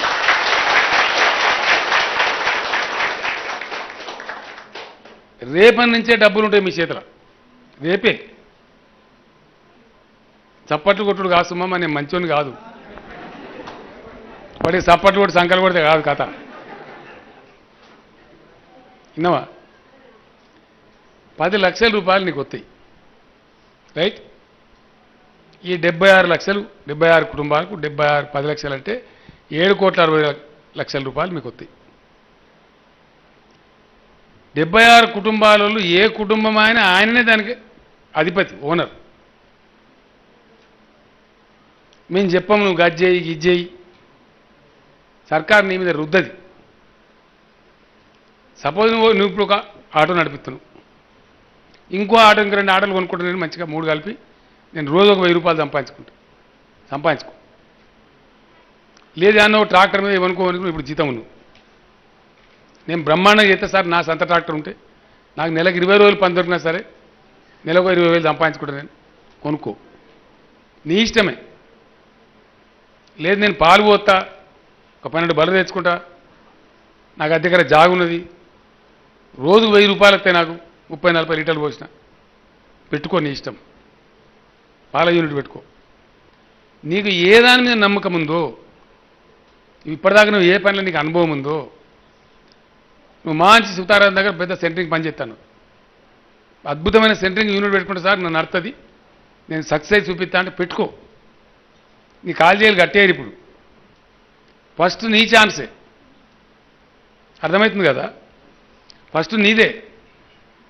కానీ మొన్న ఏమైంది, నేను అక్కడ హుజురాబాద్లో పిలిపించిన మాట్లాడుతున్నా. ఆమె అడిగిన నువ్వేం చేస్తావు అని అడిగిన. మరి 10 లక్షలు వస్తుంది కదా, మీ ఇంట్లో మాట్లాడుకున్నారా? ఇంటిని రాళ్ళు కూర్చొని మాట్లాడుకోవాలి కదా. మరి మాట్లాడిందా, ఏం చేద్దామనుకున్నారు, డబ్బు ఎట్ట వాడదామనుకున్నారు? కొందరు మంచిగా చెప్పారు, 160-170 మంది మంచిగా చెప్పారు, వాళ్ళకున్న అనుభవాన్ని బట్టి చెప్పారు. ఇంకో ఆమె లేచి నేను చికెన్ సెంటర్ సార్ పెడతా సార్ అని. నాకు బాధ అనిపించింది. 10 లక్షలతో చికెన్ సెంటర్ పెడతారు ఎవడన్నా? చికెన్ సెంటర్ 50,000 పెట్టినా పెట్టుకోవచ్చా? ఏవో 100 కోళ్ళు కొనుకొచ్చుడు, అమ్ముకున్నాడు, మళ్ళీ కొనుకొచ్చు, మళ్ళీ అమ్ముకున్నాడు, అంతే చికెన్ సెంటర్ అంటే. దానికి 10 లక్షలు ఎందుకు నాకు అర్థం కాదు. అవి గట్ల వేస్ట్ కానియద్దు. మీకు అర్థమవుతుంది కదా? ఈ డబ్బు నీరు గారిపోవద్దు. ఈ డబ్బుతో నువ్వు నిలబడాలి. మళ్ళా కిందికి పోవద్దు. కిందికి పోకుండా కూడా నేను ఇంకో ఉపాయం చెప్తున్నాను. ఏంది? రేపు ఆలేరు నియోజకవర్గం ఉంది. మీరు ఆలేరు నియోజకవర్గంలో భాగం. ఏమవుతుంది? ఆలేరు నియోజకవర్గంలో ఒక 15,000 కుటుంబాలని అనుకుందాం. లెక్క, రఫ్ లెక్క, ఎన్ని ఉండొచ్చు కాక. ఎన్ని ఉంటే అందరికి ఇచ్చుకుంటాం, అది ఇష్యూగా. ఈ ఏడు కొందరికి ఇచ్చుకుంటాం, ముందరు కొందరికి ఇచ్చుకుంటాం, 2-3 నెలలు కథం పట్టుకుంటాం. రైట్. మన వాసాల మరి అదృష్టం మంచుకుంది, మీకు అందరికి ఒకటి దెబ్బలు వస్తుంది, అంతే కదా? అయితే ఈ డబ్బు ఎవరికైతే లబ్ధిదారులకు వస్తుందో ఎట్టి పరిస్థితులలో మళ్ళీ మనం కిందికి పోవద్దు. పోవద్దు అంటే ఏంది? మన లోపల కావాల్సిన 2-3 విషయాలు. ఒకటి, గొప్ప ఐకమత్యం. మనోడే కదా వాని కిందికి పోనీయద్దురా అనే తన్లాట. 2, మీకు ఇచ్చే 10 లక్షలలో ఏం చేస్తారంటే ఒక 10,000 కట్ చేస్తుంది గవర్నమెంట్. గవర్నమెంట్ ఒక 10,000 అవుతుంది, 20,000 రూపాయలు అవుతాయి. సపోజ్ మన ఆలేరు నియోజకవర్గంలో 15,000 కుటుంబాలు అనుకుందాం, అన్ని గ్రామాలు కలిసి 15,000 ఇంటూ 20,000 30 కోట్ల రూపాయలు అవుతాయి. ఆ 30 కోట్ల రూపాయలు మీ ఆలేరుకే ఉంటాయి. నల్గొండకు పోవు, హైదరాబాద్ పోవు. ఆలేరు నియోజకవర్గంలో మన దళిత రక్షణ నిధి అంటే ఇంట్లో దబ్బన మనిషి కదా, మనం మనిషి అన్నప్పుడు మనం చెప్పదాలం కదా. అనుకోకుండా పోనికి ఆయనతో టక్కరైపోయా, ఒక యాక్సిడెంట్ అయ్యి కాలిడిపోయా, కుంటోడా, ఆ కుటుంబాన్ని మళ్ళీ కిందికి పోనీయద్దు. దానికి ఏం చేస్తారు, ఈ దళిత రక్షణ నిధి నుంచి సపోర్ట్ చేస్తారు. ఒక ఆయనకి హఠాత్తుగా అనుకోకుండా ఒక బీమార్ వచ్చి ఏం చెప్తాం, మనం మనిషి కదా, మన చేతిలో లేని పనులు కొన్ని ఉంటాయి. ఒక ఆయనకు ఆయనతో క్యాన్సర్ రోగం వచ్చి మొత్తం ట్రీట్మెంట్ చేసి ఆ ఖర్చులు దవాఖానలు పోయి ఆయనతో కుంప మళ్ళీ మునిగిపోతుంది. వాళ్ళ మునిగిపోని ఏరిగా అట్లా ఎవరికైతే అనుకోకుండా వచ్చే హఠాత్తుగా వచ్చేటువంటి కష్టాలు కానీ అవరోధాలు కానీ అక్కడ కూడా మళ్ళీ మనం దెబ్బ తినకుండా ఈ దళిత రక్షణ నిధి మనకు పనిచేస్తుంది. మంచిదేనా? ఇది ఉండవలసిందేనా? దీని మీద ఎవ్వల పెత్తనం ఉండదు, దళితులదే పెత్తనం ఉంటుంది. దీనికి ఏం చేస్తాం, గ్రామ దళిత కమిటీ వేసుకుంటాం. బాసాల మరిలో దళిత బంధు కమిటీ ఉంటుంది, ఒక 6 గుర్తుంది. అట్నే వీళ్ళందరినీ కలిపి మండలంలో తుర్కపల్లి మండల దళిత బంధు కమిటీ ఉంటుంది. అట్లనే మన భువనగిరి జిల్లా, ఇప్పుడు మనది భువనగిరి జిల్లా దళిత బంధు కమిటీ ఉంటుంది. రాష్ట్రానికి వచ్చే వరకు తెలంగాణ రాష్ట్ర దళిత బంధు కమిటీ ఉంటుంది. మీకు ఏం చేస్తారు, ఇప్పుడు మీకు పైసలు ఇచ్చి వాటికి మిమ్మల్ని ఇచ్చిపెట్టరు. మీరు అట్లా అనుకున్నారు సుమా, అట్లా కాదు. మీకు ప్రత్యేకమైన ఒక గుర్తింపు కార్డు ఇస్తారు. ఆ కార్డులో ఒక ఎలక్ట్రానిక్ చిప్ ఉంటుంది. ఈడ కంప్యూటర్లో పెడితే నీ కథ హైదరాబాద్లో చూపిస్తుంటుంది. అది పలాని వాసాల మరిలో పలాని మళ్ళీ బల తెచ్చి పెట్టుకుని డైరీ పెట్టిండు, మరి నడతాందా నడతలేదా, ఎంత సంపాదిస్తాడు, ఎప్పటికప్పుడు ఎక్కిస్తారు. దానిలో పర్యవేక్షణ చేస్తారు. ఎందుకంటే నువ్వు లైన్లో పడేదాకా గంతే, అంతే కదా. ఇక్కడ ఇంకో ముచ్చట మనం సిగ్గు లేకుండా మాట్లాడుకోవాలి, సిగ్గుపడితే కలవది. ఇప్పుడు డాక్టర్ దగ్గరికి పోయి బీమారి మా దాచుకుంటే నడుతుందా? బీమారి చెప్తేనే వాడికి సరైన గోలిస్తాడు. ఓటు ఉంటే ఓటు చెప్తే వాడు ఇంకో గోలిస్తాడు, ఆయన కనుమాకర పోతుంది, కాలుమాకర పోతుంది. కాబట్టి మనం ఉన్నట్టు మాట్లాడుకోవాలి. ఇప్పుడు సపోజ్ ఈ 10 లక్షల రూపాయలు ఓ మార్వాడల బస్తీలో పోయి ఇచ్చినామనుకో, వానికి ఏం చెప్పే అక్కర్లేదు తెలుసా. ఏడాది వరకు 30 లక్షలు చేస్తాడు. దాన్ని చేస్తాడా చేయడా? ఎట్లా చేస్తాడు? వానికి ఆ లైన్ తెలుసు కాబట్టి, డబ్బుకు డబ్బు ఎట్లా జమ చేయాలన్న ఐడియా ఉంది కాబట్టి. ఇప్పుడు మనం కూడా దళిత జాతి ఆ పని చెయ్యాలి, ఆ విద్య నేర్చుకోవాలి. ఇంకో మంచి ఆలోచన నేను చేసింది ఏంటంటే, చాలా ఒప్పుకోరు కదా గవర్నమెంట్, ఒప్పుకుంటారా? ఒప్పుకోరు. ఒప్పుకోకుండా నేను తీసి అవతల వారేసి దాన్ని అట్లా కాదని చెప్పి, ఇంతకుముందు ఎస్సీలకు అయిన స్కీమ్ ఇస్తే బ్యాంక్ లింకు, ఇక వాడు సెక్యూరిటీ తెమ్మంటాడు, ఈయనకు భూమి లేదు, ఏం కుదురు పెట్టాలి? వాడు ఇయ్యడు, 3 ఏళ్ళు తిరగాలి, బస్ ఖర్చులకే సగం అర్పిస్తే. డబ్బని ఇచ్చిండనుకో, ఏదో సెక్యూరిటీ ఇస్తే, ఇక మన దుకాణం చాలే కాదు, మన చిత్తే లావు కిస్తి కట్టంటాడు. మిత్తి కట్టడానికే సరిపోతుంది మనం వడ్డీ కట్టడానికి. దీనిలో బ్యాంకు లేదు, లంపటం లేదు, కిస్తి కట్టే ముచ్చట్టు లేదు. ఫర్ ఎగ్జాంపుల్ నువ్వు ఒక 10 బర్రెలు తెచ్చుకున్నావు, ఒక 6 పాలిచ్చేటి ఉన్నాయి, 4 కట్టున్నాయి. 6 5లో 30 లీటర్లు పోసినాం అనుకో, 30 లీటర్లు పోతే నీకు 40 రూపాయలు పడ్డా కూడా 1200 రూపాయలు రోజుకు వస్తాయి, అంతే కదా. 1200 పైసలు కూడా నువ్వు ఎవరికి ఇచ్చాకర్లేదు. ఆ 1200 నీయే, నీ బ్యాంకులో వేసుకుంటావు, నువ్వు ఇంట్లో పెట్టుకుంటావు, నీ దగ్గరే ఉంటుంది కథం. రోజు 1200 అయితే దాన్ని నువ్వు కాపాయం చేసుకుంటే ఒక నెలకు ఎంత అవుతుంది? 36,000. ఒక సంవత్సరానికి ఎంత అవుతుంది? 3,75,000 అవుతుంది. ఈ 10 లక్షల ఇట్నే ఉండి ముల్లే అది 3.5 లక్షలు, 3,75,000 పిల్లలు పెట్టాలి, అంతేనా? అయితేనే మనం సిపాయిలం అవుతాం, లేకపోతే కామ్. పైసలు వచ్చినాయి కదా ఆయనతో నేను పోయి మంచిగా ఏమవుతుంది 4 రోజులు జల్సా ఇస్తాం కదా వాడు అటు వీడు ఇటు. అంతేనా? మళ్ళీ ఏమంటారు? ఏ కేసీఆర్ పిచ్చోడు అనవసరంగా ఇచ్చిండు, వాళ్ళకి ఇచ్చిన లాభం లేదు బా.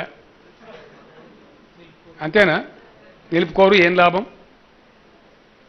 నన్ను తిడతారు, మిమ్మల్ని తిడతారు. తిట్ల పడతామా గెలుద్దామా? పక్కా కదా? వాసాల మర్రే మొత్తం ఆలేరు నియోజకవర్గానికి దారి చూపెట్టాలి. ఎవరైనా తిరిగి పని చేస్తే వేరే విలాసలో పిచ్చిగా వాసాల మరి ఇక్కడ చూసిరాపో తలకాయ ఖరాబ్ అయిందని వాళ్ళు అనుకోవాలి. అట్లా మొట్టమొదటి గ్రామం కాబట్టి మనకు ఎక్కువ అందరికి ఒకటిసారి 100% కుటుంబాలకు వస్తుంది కాబట్టి మనం అది చేయాలి.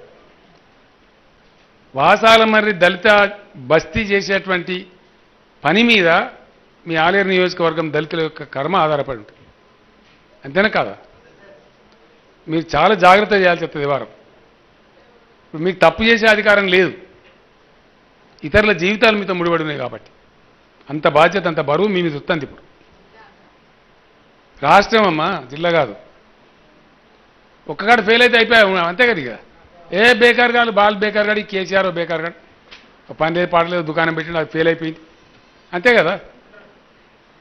అంటారా అనరా? ఎక్క సమయంలో ఇంకెక్కువ అంటాడు కదా, అంటాడు కదా. మరి నన్ను తిట్టబడిపిస్తారా గెలిపిస్తారా? 100%. ఇగో ఈ పట్టుదల మా అక్క జిల్లాలకు ఎక్కువ రావాలి. దాని కూడా అటు ఇటు పోతానే పోనీయద్దు. పంచాయతీ పెట్టుకోవాలి, పైసా పైసా కూడబెట్టాలి అంతే కదా. రోజు 1200 వస్తాయి, పెట్టుకో. 200, 300, 400 ఖర్చు పెట్టుకో, మిగిలిన 800 అయితే చేయాలి. అట్లా బ్యాంకు లేదా, కిస్తీ లేదా, నేను ఇప్పుడు అడిగేటోళ్ళు లేడా? అంతేనా కదా? వచ్చిన పైసా వచ్చినట్టు మనం జమ చేస్తే మనం మార్వాడిగామా, మనం షావుకారుగామా? ఇక వాడు బంగారం తింటాడు, మనం మన్ను తింటున్నామా? వాడు కదే బియ్యం తింటాడు, మనం కదే బియ్యం తింటాం. మనకు ఆ నైపుణ్యం లేదు ఇప్పుడు, ఎందుకంటే అవకాశం లేదు కాబట్టి, ఛాన్స్ రాలే కాబట్టి. ఇవాళ ఈ రూపంలో, దళిత బంధు రూపంలో ఇంత పెద్ద అవకాశం వస్తే దాన్ని పూర్తి స్థాయిలో దయచేసి మన బస్తీలు ఎవరెవరైతే విద్యావంతులు ఉన్నారు, చదువుకున్న వాళ్ళు ఉన్నారు, మీ మీద ఎక్కువ బాధ్యత ఉంటుంది. కొంతమంది ఉద్యోగాలు చేసే వాళ్ళు ఉండొచ్చు, కొంతమంది చదువుకొని కూడా ఉద్యోగం లేకుండా కూడా ఉండొచ్చు, కొంతమందికి కరకపట్ల కాడ పనిచేసే వాళ్ళు ఉండొచ్చు, ఎవరైనా ఉండొచ్చు. కాదు ఎవరికైతే విజ్ఞానం ఉందో, ఎవరైతే చదువుకున్నామో మన మీద ఎక్కువ బాధ్యత ఉంటుంది. తెలియని వాళ్ళకి తెలియజెప్పారు, అట్లా కాదురా పోయి ఇట్లా చేసుకోవాలి, ఇంతగానని చెప్పిపోయా కేసీఆర్ వచ్చి మనకి ఇంత ఆలోచన ఉండద్దా అని చెయ్యాలి. చేద్దాం కదా తప్పకుండా. అమ్మ చేద్దామా? మీకు ఇవ్వాలనే నేను జీవో ఇష్యూ చేపిస్తా. ఇది నేను మాట్లాడుతున్నా అంటే మీకు 7,60,00,000 మంజూరు అయిపోయినాయి. ఇప్పుడు కాగితం వస్తుంది, డబ్బులు వచ్చి మీ కలెక్టర్ అమ్మ దగ్గర ఉంటాయి. ఇక మీ ఎమ్మెల్యే గారు, మీ సర్పంచ్ గారు, మిమ్మల్ని నేను కోరుతున్నా దయచేసి కూర్చోండి. మీరు ఇంటింటికి పోవాలమ్మా సునీతమ్మ, ప్రతి ఇంటికాడ పోయి కూర్చోవాలి. మీరు ఒక్కొక్క ఇంటికాడ ఒక అర్ధగంట గంట మంచిగా మాట్లాడి, నువ్వు ఏం పెడతా అనుకుంటున్నావు, ఏం సంగతి, మరి ఎట్లా నడిపిస్తావు, నీకు అనుభవం ఉందా అని కన్విన్స్ చేసి సంజాయించి మంచిగా వ్యవహారం చెడిపోకుండా నిలబడి ఉండేటట్టు వాళ్ళకు సమస్య చేసి పెట్టాలి. ఇప్పుడు గామె కదా హుజరాబాద్ ఆమె, నేను చికెన్ సెంటర్ 10 లక్షలతో చికెన్ సెంటర్ పెడతారు, ఎవడన్నా పెట్టకూడదు కదా. మంచిగా పెట్టాలి, మంచి నిలబడేది పెట్టుకోవాలి. సో అట్లా మీకు ఎవరెవరికైతే దేనిలో అనుభవం ఉన్నదో, ఎవరెవరికైతే ఏం చేయగలుగుతారో అది విచారించుకొని చక్కగా నీట్గా ఆ పని చెయ్యాలి, దాన్ని నిలబెట్టాలి. 2 రోజులు ఆలస్యంగా నువ్వు ఆగమాగం కాకు, యాడికో నీ పైసలు మీ కలెక్టర్ అమ్మ దగ్గరనే ఉంటాయి, నువ్వు నెలకు తీసుకో, మంచిగా విచారించుకొని. ఇవాళ రాత్రి మీ ఇళ్ళల్లో భార్య భర్త అందరు కూర్చొని, మీ పెద్ద పిల్లలు ఉంటే వాళ్ళని కూడా కూర్చోబెట్టుకొని, ఇంటిని రాజులు కూర్చొని మీరు సమావేశం చేయాలి. ఇలా చేస్తారు కదా. ఇంటికి పోయి మంచిగా సమావేశం పెట్టి మాట్లాడుకొని, ఏం చేద్దాం బిడ్డ, మరి మనం ఎట్లా తిప్పబడదాం, ఏం చేసుకుందాం, ఎట్లా నిలేసుకుందాం, మనకింత ఛాన్స్ వచ్చింది అని మంచిగా మాట్లాడుకొని, కడుపు నిండా అందరూ ఒకటే, అందరూ ఒక కుతికచ్చి ఏకీకృతంగా కుటుంబం అంత ఒకటై ఒక పట్టు పట్టాలి, జట్టు కట్టాలి, గ్యారంటీగా గెలిచి చూపెట్టాలి. అది లెక్క. అది జరిగితే బంగారం. మీ వల్ల గవర్నమెంట్ నాకు కూడా ఉత్సాహం ఎక్కువ అవుతుంది, ధైర్యం ఎక్కువ అవుతుంది. వాళ్ళకి లేకనే ఆయన రోజులు పాపం చూసిరా ఎంత మంచిగా అవుతారు, బంగారములు అవుతారు అనే మాట నేను కూడా ధైర్యంగా మాట్లాడగలుగుతా. 1,00,000 కోట్లు 1,20,000 కోట్లు ఖర్చు అయ్యేటట్టునే దీనికి. పడిరానోడు, పడెచ్చినోడు, ఎక్కసమున్నోడు, ఓ నన్ను ఎన్ని రకాలు అంటారు టీవీలలో చూస్తలేరు మీరు. అంటారా గాది కొడుకు, సన్నాసిముడ కొడుకు. తెలంగాణ అప్పుడు అనలేదా నన్ను? నేను తెలంగాణ తెస్తానంటే వాడు నమ్మిండా? కొసదాకా కూడా రాలే కొందరు, అంతే కదా. సరే నాడు ధైర్యం ధర్మం ఉన్నది, ధర్మ పక్షాన కొట్లాడుతున్నాం, పోయినాం, గెలిచినాం, తెలంగాణ గడ్డకేసుకున్నాం.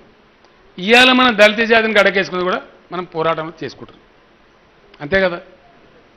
కాబట్టి ఎట్లయితే తెలంగాణ నాడు పట్టుబట్టి సంపాదించినామో ఇవాళ ఈ దళిత బంధు పథకం ద్వారా మొత్తం తెలంగాణ దళిత జాతిని కూడా మనం గడ్డకేసుకొని భారతదేశంలోనే గొప్పగా మంచిగా వాళ్ళు దళితులు ఎక్కడున్నారంటే ఒక తెలంగాణ కాడ ఉన్నారు, పోయి చూసి రాపో. ఎవడన్నా ప్రపంచ బ్యాంక్ వాడు, కాకరకాయడో, వాడు వీడో వస్తే ఏడ చూడన్నా దళితులు బాగా అయినట్టు ఏడ అంటే ఒక వాసన మరి ఇక్కడ నడు కొడుక సూతుప అంటే మన ఇంట్లోకి వచ్చినా మనం చూసినా అసలు మన బస్తీ చూసినా మన పచ్చదనం చూసినా పరిశాన్ అయిపోవాలి వాడు, అంతేనా.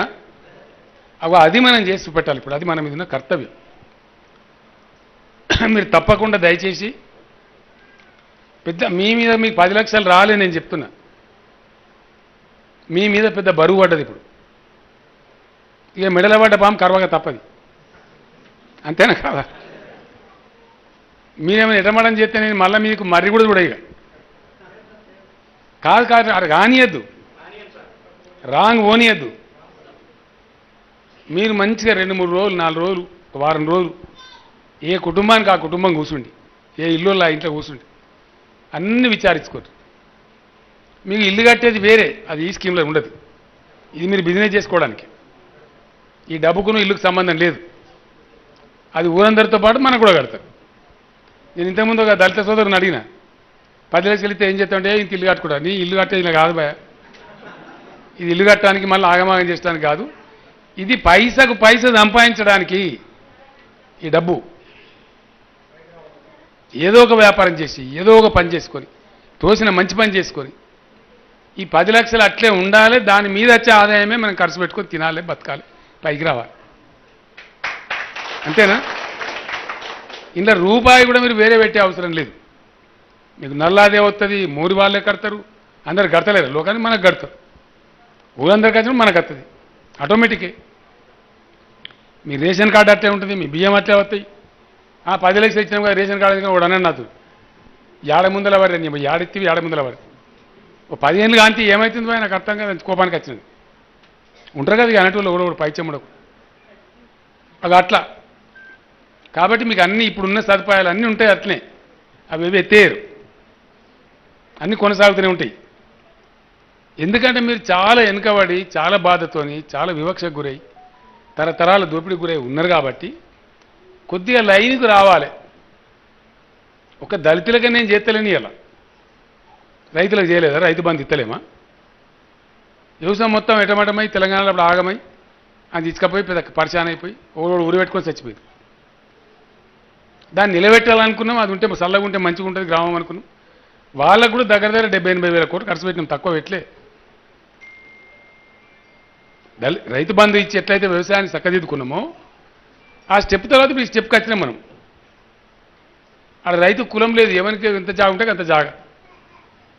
కానీ ఇక్కడ దళిత జాతి మొత్తం వెనుకబడి ఉంది కాబట్టి ఎన్నో తరాల నుంచి ఇబ్బంది అవుతుంది. కాబట్టి ఇది ప్రత్యేకంగా చేస్తే తప్ప ముందర పడది.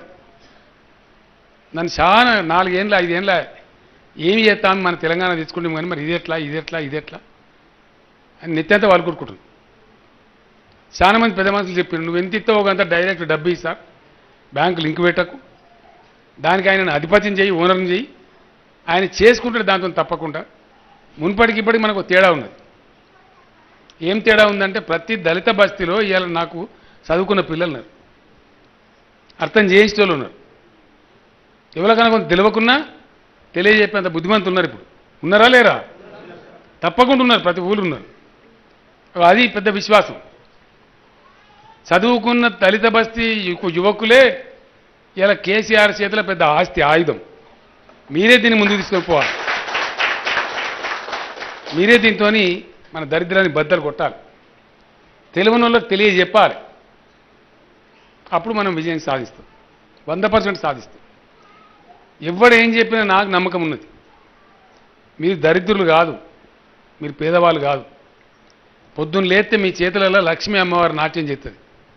సంపద సృష్టించేదే మీరు, పొద్దాకా కష్టం చేసేదే మీరు. సోమరిపోతులు దరిద్రం ఉంటారు కానీ పనిచేసేవాళ్ళు దరిద్రంలో ఎందుకుంటారు? కష్టపోతులు దరిద్రంలో ఎందుకుంటారు? కానీ ఉన్నారు. అవకాశం లేక, సందర్భం లేక, కలిసి రాక, పెట్టుబడికి పైసలు లేక, నైపుణ్యం ఉన్నా, చేయాలనే కోరిక ఉన్నా, ఆసక్తి ఉన్నా అవకాశం లేదు కాబట్టి నీరు గారిపోయింది. ఇవాళ అవకాశం నీకు ఎప్పుడైతే నీ చేతికి అందిస్తుందో దాన్ని పూర్తి స్థాయిలో మీరు సద్వినియోగం చేయాలి. పూర్తిగా 10 పైసలు 10 లక్షలలో దయచేసి 10 రూపాయలు కాదు, 10 పైసలు కూడా వేస్ట్ చేయొద్దు. దాన్ని అట్లా కాపాడుకొని, ఎందుకంటే పెద్దలు చెప్పపోదురా రొట్టె కడుక్కొని తాగాలరా రొట్టె తినొద్దని. అట్లా ఈ 10 లక్షలను ఖర్చు పెట్టద్దు. దాంతో సంపాదించేది ఖర్చు పెట్టుకోవాలి. అంత నైపుణ్యం, అంత ఉపాయంతో ముందుకు నడవాలి. ఇవాళ మీరు మంచిగా సంతోషంగా మీ ఇంట్లో మీరు ఏ దేవుని కొలుతారో నాకు తెలియదు. ఏ దేవుని కొలిచడో ఆ దేవుని దండం పెట్టి అందరు కూర్చొని మంచిగా నిమ్మలంగా ఇల్లంతా సమావేశం పెట్టుండి మాట్లాడండి. ఒక నిర్ణయం తీసుకోండి. నిర్ణయం ఎట్లా తీసుకున్న అట్లా లిస్ట్ తొందరపడద్దు. మీరు ఆగమాగం కాకుండా ఇవాళ కాకపోతే ఎల్లుండి తీసుకోండి, అవతల ఎల్లుండి తీసుకోండి, ఒక వారాన్ని తీసుకోండి. పైసలు ఇన్నే ఉంటాయి. అయిపోయి మంజూరు అయిపోయి మీ డబ్బులు వచ్చి ఖాతాలో పడే. మీ కలెక్టర్ అమ్మ దగ్గరనే ఉంటే మీ డబ్బులు ఆడికి పోవు, ఎవడు ముట్టడిగా. నువ్వు 15 రోజులకు తీసుకో, 20 రోజులకు తీసుకో, నెలకు తీసుకో, నీ ఇష్టం. అయ్యో ఎల్లుండే తీసుకోవాలని అనుకోకు. అర్థమైంది కదా? ఆలోచించేది మాత్రం మంచిగా, కాంక్రీట్గా, నిదానంగా అది నిలబడే స్కీమ్ పెట్టుకోవాలి. దాన్ని నిలబెట్టుకోవాలి. మనం నిలబడి చూపెట్టాలి. ఇగో ఇది కథ. ఇది మీ చెవులో ఎత్తామని ఊరంతా ఇడిచిపెట్టి సెపరేట్గా ఇక్కడ పెట్టుకున్నాం సభ. ఆ లొల్లిలో వర్షం కాదు మనసున పట్టదని చెప్పి. మంచిగానే అయింది కదా ఇది. విషయం అర్థమైందా ఇప్పుడు? ఇంకా నేను మొత్తుకునే అవసరం లేదు కదా. ఇక పక్క మాట కదమ్మా.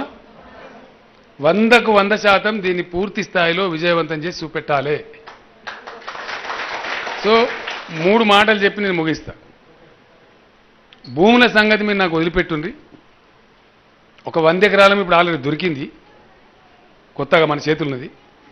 పాతది ఎవడు గుంజుకున్నాడు, ఎవడు కబ్జా పెట్టిండు, ఏమైంది అదంతా ఇడిపిస్తాము. మళ్ళీ మనం తీసుకుందాము. మీరు ఎవరిని తెరుగుపోకుండా మీ తరఫున కలెక్టర్ కొట్లాడుతుంది. దాని అంతా వేసుకొని ఈ 100 ఎకరాలు కూడా దళితులుగా కలుపుకొని దాన్ని ఎట్టెట్లా దాన్ని పంచుకుందాం, ఏం చేద్దాం, మన భూములు ఒక కాడ ఎట్లా వేసుకుందాం అనేది చేసుకుందాం. అది భూముల సంగతి. వ్యవసాయం నీళ్లు, కాళేశ్వరం నీళ్ళు అందరికీ వచ్చినట్టు మన భూములు కూడా వస్తాయి. మంచిగా దాన్ని తాగు రీతిలో పొలాలు చేసుకుంటాం, డెవలప్ చేసుకుంటాం. అందరు చేసుకున్నట్టు మనం కూడా చేసుకుంటాం. రైట్? అది రెండవ విషయం. కమతాలు ఒక కాడ తెచ్చుకుందాం.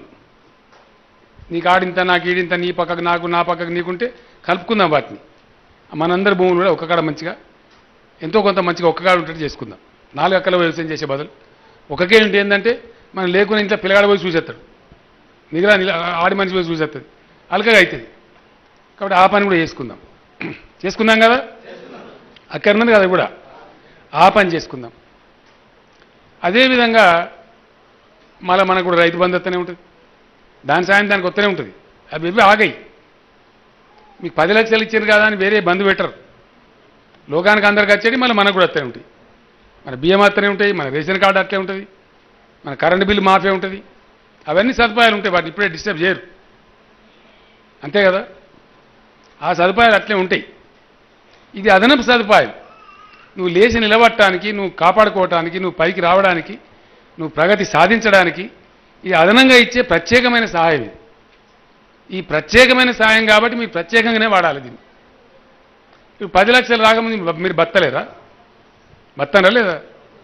ఒక్క ఏడాది దాకా గట్టినే బతకాలి. ఈ 10 లక్షలు ఖర్చు పెట్టద్దు. ఇది అర్థమైంది కదా? నేను సూత్రం చెప్తున్నా. ఇప్పుడు ఎట్లయితే బతుకుతున్నామో ఏడాది దాకా గట్లే బతకాలి. 10 లక్షల మీద వచ్చే ఆదాయం జమ చేయాలి. అప్పుడే మనం నిలబడగలుగుతాం. 10 లక్షల రూపాయల ద్వారా వచ్చే ఆదాయాన్ని కూడా కాపాడాలి. ఒక ఏడాది దాకా, ఏడాది అర్థం దాకా కాపాడితే ఒక కాడ అయితే 10 పోయి 15 అవుతాయి. అంతేనా కాదా? ధైర్యం వేరైతుంది. నువ్వు ఇంకో స్కీమ్ పెట్టుకోగలుగుతావు. నువ్వే ఆ బాట మనం పట్టాలి. ఆ కాపాయం చేసే పద్ధతి, కాపాడే పద్ధతి, పొదుపు చేసే పద్ధతి గొప్పగా చేయాలి. ఆఖరికి నేను ఒక కథ చెప్పి ముగిస్తా. కథ ఏంటంటే, మన పక్క పంట ఒక దేశం ఉన్నది, బంగ్లాదేశ్. ఆడొక ప్రొఫెసర్, ఆయన హాష్మి అని, ఢాకా యూనివర్సిటీలో ప్రొఫెసర్. ఆయన పేదోళ్ళ గురించి పనిచేస్తాడు. ఎవరైతే పాపం ఇబ్బందులు ఉన్నారో, కష్టం ఉన్నారో, వాళ్ళకి ఏదైనా సాయం చేయాలి, వాళ్ళని గడ్డకేయాలి అని ప్రయత్నం చేస్తాడు. ఇది మంచిగా మనసున పెట్టాలమ్మ. ఒక రోజు పోయి ఆ ఢాకాల ఫుట్పాత్ మీద నిలుచుంటాడు, రోడ్డు పక్కకు. ఒక ఆడోళ్ళ గుంపు పోతుంటుంది, ఒక 6 ఆడోళ్ళు. వాళ్ళని చూస్తే బాధ అనిపిస్తుంది. బట్టలు మంచిగా ఉండేవి, పేదోళ్ళ లెక్క కనబడతారు. తెల్లారి మళ్ళీ నిలబడతాడట, మళ్ళీ అదే గుంపు పోతుంటుంది. మళ్ళీ తెల్లారి పోయి నిలబడతాడు, మళ్ళీ అదే గుంపు పోతుంటుంది. అరే వీళ్ళు ఎవరురా, ఏం చేస్తాను కావచ్చు, సూతాం వీళ్ళ సంగతి అని వాళ్ళ వెనుకబడిపోతాడు. పోతే వాళ్ళు ఆడిపోతారు, ఒక సావుకారి దగ్గరికి పోతారు. వాడేం సావుకారి, రోజువారి వడ్డీకి ఇస్తారు చూడు, రోజువారి ఇస్తారు. 100 రూపాయలు ఇస్తాడు, 10 రూపాయలు కట్ చేస్తాడు. ఉన్నారా వాళ్ళు? ఇట్లా అంతటా ఉన్నారు వాళ్ళు. వాళ్ళ తన పోయి అది తీసుకుంటారు. ఆ వచ్చిన డబ్బుతోని వాళ్ళు పాపం హోల్సేల్ కూరగాయల మార్కెట్కి పోయి కూరగాయలు కొనుక్కుంటారు. ఇక నెత్తి మీద పట్టుకొని ఊరంతా తిరిగి అమ్ముతారు. సాయంత్రం వరకు 10 రూపాయలు 15 రూపాయలు మిగిలితే ఆ సావుకారు కానీ డబ్బులు వాని కట్టి, ఈ మిగిలిన 10-12 రూపాయలతో ఇంత బియ్యమో, ఇంత పప్పు, చింతపండు కొనుక్కుపోయి ఇంటికి పోయి ఇంత అన్నం వండి, ఇంత పప్పుసారు కాసి పిల్లలకి ఇంత పెడతారు, వాళ్ళు ఇంత తింటారు, పంటారు పాపం. ఈయన చాలా బాధపడతాడు, రాత్రి అంతా ఏడుస్తాడు. అరే వీళ్ళకి ఇంత కష్టజీవులు పొద్దాక తిప్పేవాడు 10-12 రూపాయలు సంపాదించలేరు పాపం. గావాళ్ళ పుట్టగొడతాడు, గాడి కొడుకు 10 రూపాయలు బిత్తికాటు చేస్తాడు. ఇది అన్యాయం రా అని చెప్పి ఏదన్నా చేయాలి పాపం అని బాగా విచారపడతాడు. రాత్రి అంతా నిద్ర ఓడు. తెల్లారే సమయానికి ఒక ఆలోచనకు వస్తాడు, వాళ్ళకు తోజు పెట్టాలి. ఆలోచనకు వచ్చి ఏం చేస్తాడంటే తెల్లారి పోయాన్ని నిలబడతాడు, అదే జాగాని నిలబడతాడు. మళ్ళీ ఆ గుంపు వస్తుంది. రాగానే అమ్మాయిగా రాని అని పిలుచుకుంటాడు.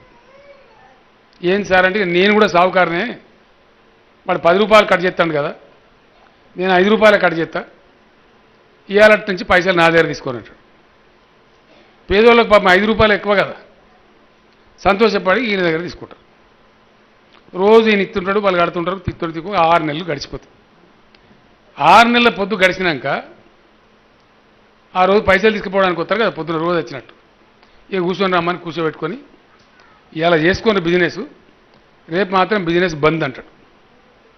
ఎందుకు అంటే, రేపు మీ మీద నేను చాలా డబ్బు సంపాదించుకున్నా, ఈ 6 నెలలు వ్యాపారం చేసి మీకు అందరికీ, మీ ఇంటిని రాజులందరికీ నాకు భోజనం పెట్టాలనిపించింది. రేపు మీ భర్త, మీ పిల్లలు అంతా మీరంతా మా ఇంటికి వీడికి భోజనాన్ని రాండి, అందరం కలిసి భోజనం చేద్దామని పిలుస్తారు. అందరు పాపం సంతోషంగా వస్తారు. అందరు కలిసి మంచిగా అన్నం తింటారు.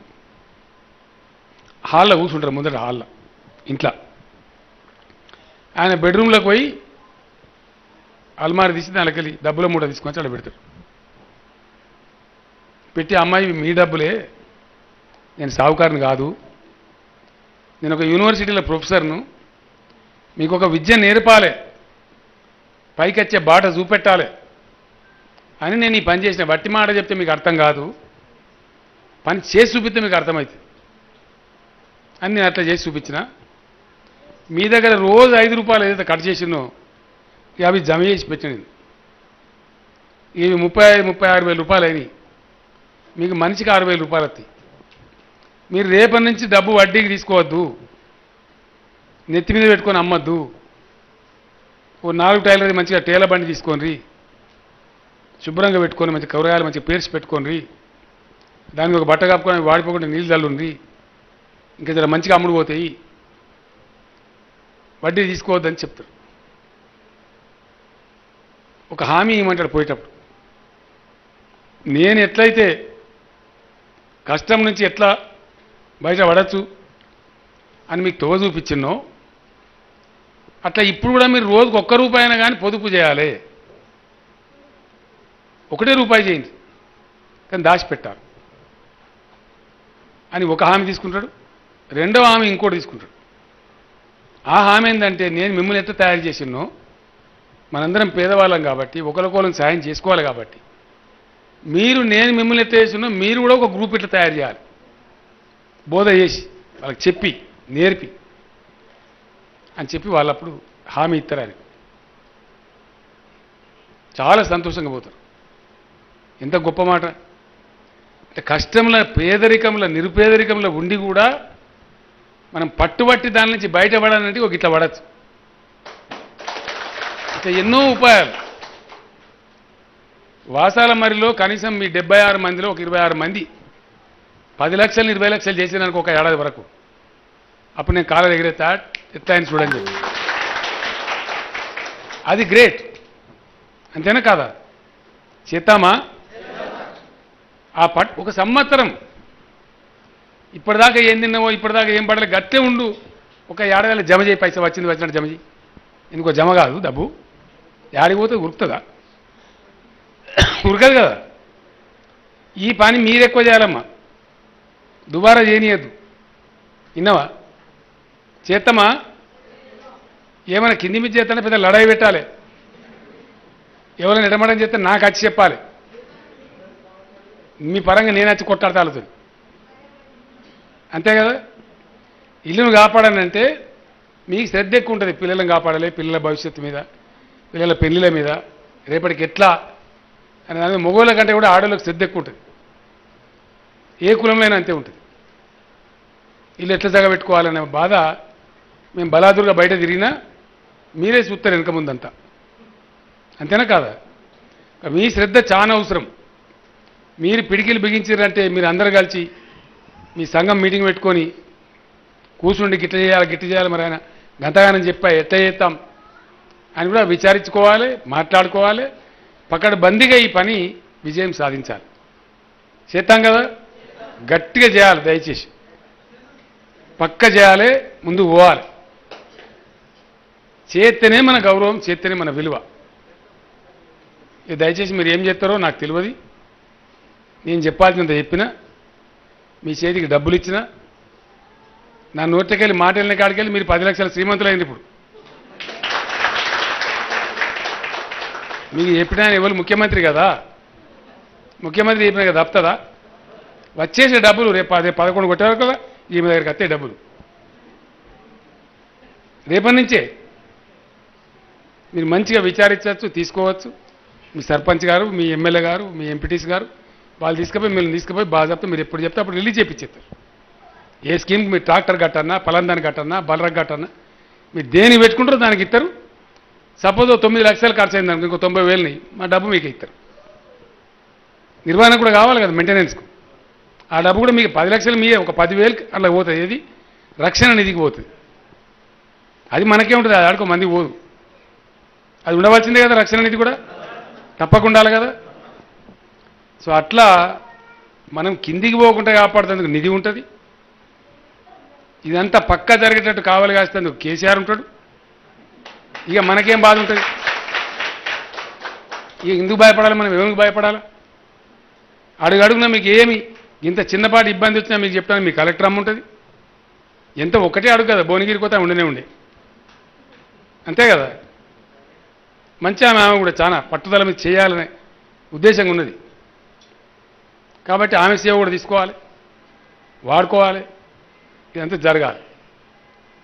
ఈ రాబోయే 15-20 రోజులలో ఈ భూముల కథ నేను తేల్చేది. ఎంత ఉన్నది, ఏమున్నది, దాని కథ ఏంది అని చెప్పి మీ కలెక్టర్ గారికి మళ్ళీ చెప్పి మీ ఎమ్మెల్యే గారు, కలెక్టర్ గారు అంత కలిసి చేసేస్తారు. ఆ భూముల సంగతి చేసుకుందాం, దాన్ని మంచిగా చేసుకుందాం. నీళ్ళెత్తనే కాబట్టి దాన్ని మంచిగా చదును చేసుకుందాం. అందరు చేసుకున్నాడు, మనం పొలం చేసుకుందాం. ప్రాజెక్ట్ నీళ్ళైతే మంచిగా వారించుకుందాం. అంతే కదా. అక్కడి నుంచి వచ్చే ఆదాయం అక్కడి నుంచి వస్తుంది. ఇప్పటిదాకా ఉన్న సదుపాయాలు అవి కొనసాగుతూనే ఉంటాయి. ఈ విధంగా ముందుకు పోదాం. మీరు తప్పకుండా చేస్తారని చెప్పి నాకు విశ్వాసం ఉంది, నమ్ముతున్నాను. నేను రుజువు చేసి చూపెట్టాలి, నిలబెట్టి చూపెట్టాలి.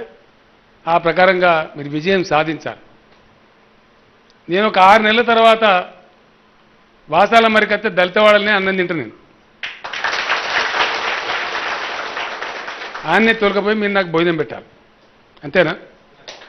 అందరం కూర్చున్నాం, ఒక్కడ కూర్చొని మాట్లాడుకుంటూ నువ్వేం చేసినావు, ఎన్ని సంపాదించినావు, ఏం సంగతి అని ఆనందంగా మంచిగా 2 ఏడల కోసుకొని భోజనం చేద్దాం,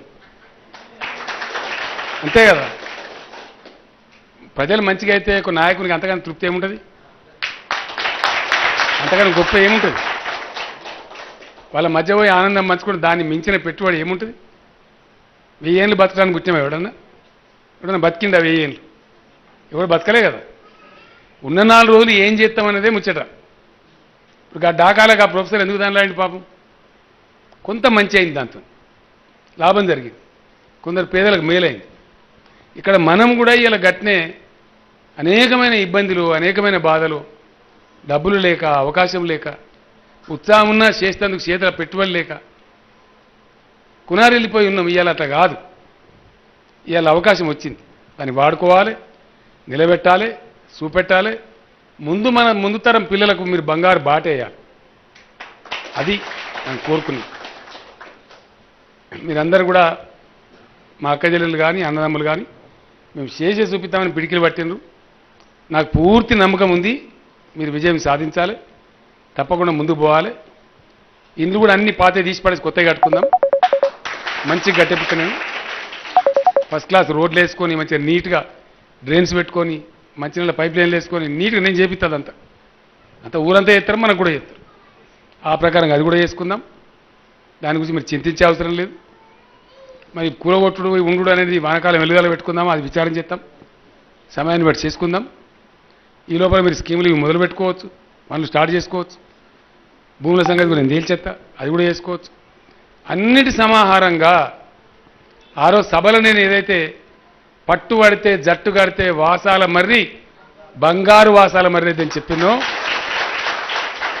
అది జరిగి తీరాలి అని కోరుకుంటూ మీ అందరికీ కూడా మరొకసారి నేను అభినందనలు తెలియజేస్తా ఉన్నా.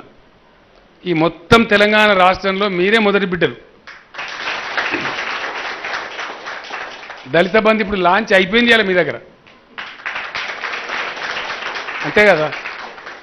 హుజూరాబాద్లో అయ్యేది లాంఛనమే, అసలు లాంచ్ ఇక్కడ అయిపోయింది, అంతే కదా? సర్పంచ్ సక్సెస్ అయినాడు, సర్పంచ్ బంగారు కృష్ణ. సర్పంచ్ రాత్రి నాకు వాదం పెట్టుకున్నాడు, సగం ఏడిస్తాం సగం ముందడికిస్తామంటే వద్దు సార్ నీ దయసుమ మొత్తానికి కావాలి. ఎమ్మెల్యే గారు ఫోన్ చేస్తే ఆమె అదే పడాయి, కాస్తారిగా 76 కుటుంబాలు ఉన్నాయి, అందరికీ ఇస్తే అయిపోతుంది, మళ్ళీ నేను సగం సగం అయితే బాగుండేది, మేము మీకు విజయం చేసి చూపిస్తాం సార్ అని చెప్పి చాలాసేపు వాదులాడి. సంతోషం, ఏ ఊరికైనా నాయకులు అట్లుంటేనే మంచిది. నా పని అయితే అవుతుంది, నేను చేసుకుంటా అని ఆరాట పడితే నాయకులు మంచిగా ఉన్న కాడ గట్టినే ఫలితం కూడా వస్తుంది. అందుకే మా శ్రీనివాస్ అంటుండు సర్పంచ్ సక్సెస్ అయ్యండి సార్ అని చెప్పి. మీ సర్పంచ్తో నేను మాట్లాడుతుంటే ఫోన్లో ఆయన నిన్న నా పక్కకు ఉంది. సో అట్లా అయిపోయింది ఇలా, కాబట్టి మంచిగా అయింది, శుభం, చాలా సంతోషం. మీరు విజయం సాధించాలి.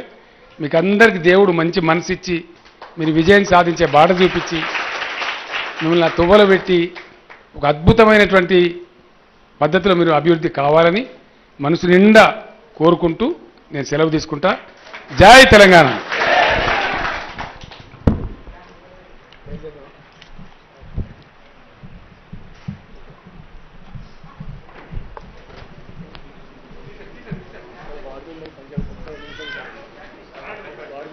సారు మనందరికీ 10 లక్షలు అన్నారు, కానీ సారు కూడా లెక్క తప్పు చెప్పారు. 10 లక్షలు కాదు సార్, మీరు ఇచ్చేది మాకు 10,10,000 ఇస్తున్నారు. రక్షణ నిధికి ఇంకొక 10,000 మీరు జమ చేస్తా అన్నారు, చాలా సంతోషం. వారు ఒక 10,000 990. సరే సార్, చాలా సంతోషం సార్. ఒక చిరు కానుక